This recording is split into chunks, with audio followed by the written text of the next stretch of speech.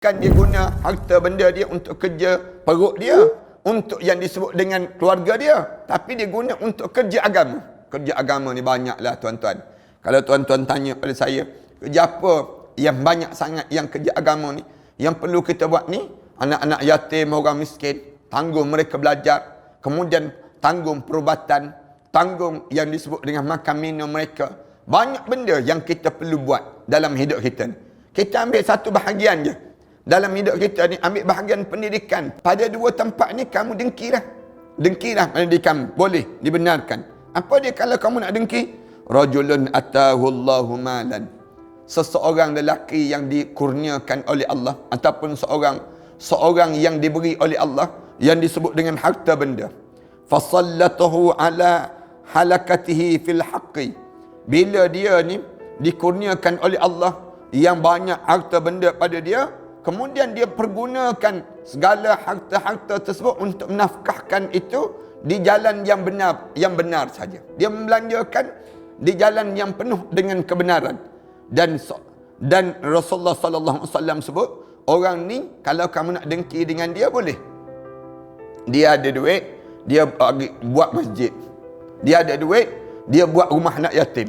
Dia ada duit, dia buat rumah orang miskin.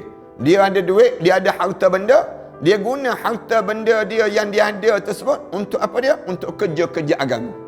Pantang dia. Dengar je, perlu masjid ni perlu pada banyak ni. Dia pun bagi bahagian dia. Dia dengar je ada setiap tempat yang nak buat benda yang baik, dia bagi. Ada bahagian dia. Ada bahagian dia. Kadang-kadang dia tengok aku ni harta benda ni berjuta-juta dalam akaun aku. Kemudian tiba-tiba ada masjid umum. Kami memerlukan duit sebanyak lebih kurang 100,000 untuk nak buat owning masjid. Misal contohnya. Untuk nak buat tempat wuduk. Dia pun ambil duit dia berjuta-juta. Dia ambil duit dia tersebut, dia bagi pada masjid. Dia bagi pada masjid, ambil duit. Berapa perlu? 100,000. 100,000 saya seorang lah. Saya bagi untuk buat. Saya ni, duit ni, dalam akaun ni berjuta-juta. Misal contohnya. Banyak duit dia. Dia gunakan untuk kerja kebaikan. Maka di saat tersebut, Allah kurniakan pada diri dia kelebihan yang tertentu yang dalam hidup dia akan datang nanti. Wala sawfa yarda. Dia akan lapang dalam hidup dia.